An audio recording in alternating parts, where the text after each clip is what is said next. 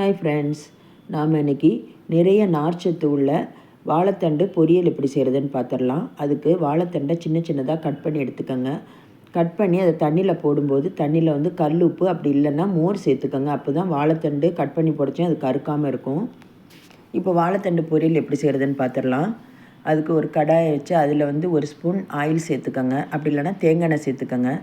சேர்த்துட்டு அதில் ஒரு ஸ்பூன் கடலைப்பருப்பு, உளுந்தம்பருப்பு, கடுகு சேர்த்துட்டு காஞ்ச மிளகா, கருவேப்பிலை, சின்னதாக கட் பண்ணி வச்சுருந்த பெரிய வெங்காயம், நீட்டமாக கட் பண்ணி வச்சுருந்த பச்சை மிளகாயும் சேர்த்து நல்லா வதக்கி விடுங்க. இப்போது தண்ணி வடிகட்டி வச்சுருப்பீங்கள்ல, அந்த வாழைத்தண்டையும் அதில் சேர்த்துக்கோங்க. சேர்த்துட்டு கொஞ்சம் உப்பு சேர்த்து அதை நல்லா பிரட்டி விடுங்க. இப்போ ஒரு 10 நிமிஷம் நல்லா மூடி போட்டு வேக விட்டுருங்க. வேக விட்டுட்டு தேங்காய் தூவி கொத்தமல்லி தலையும் தூவி இறக்குனா அருமையான வாழைத்தண்டு பொரியல் ரெடி. இதை வந்து பிகினர்ஸும் இதை ட்ரை பண்ணலாம். இதை நீங்கள் வீட்டில் ட்ரை பண்ணி பார்த்துட்டு டேஸ்ட் எப்படின்னு பார்த்து கமெண்ட்டில் சொல்லுங்கள். லைக் பண்ணுங்கள், ஷேர் பண்ணுங்கள், கண்டிப்பாக சப்ஸ்கிரைப் பண்ணுங்கள். பாய்.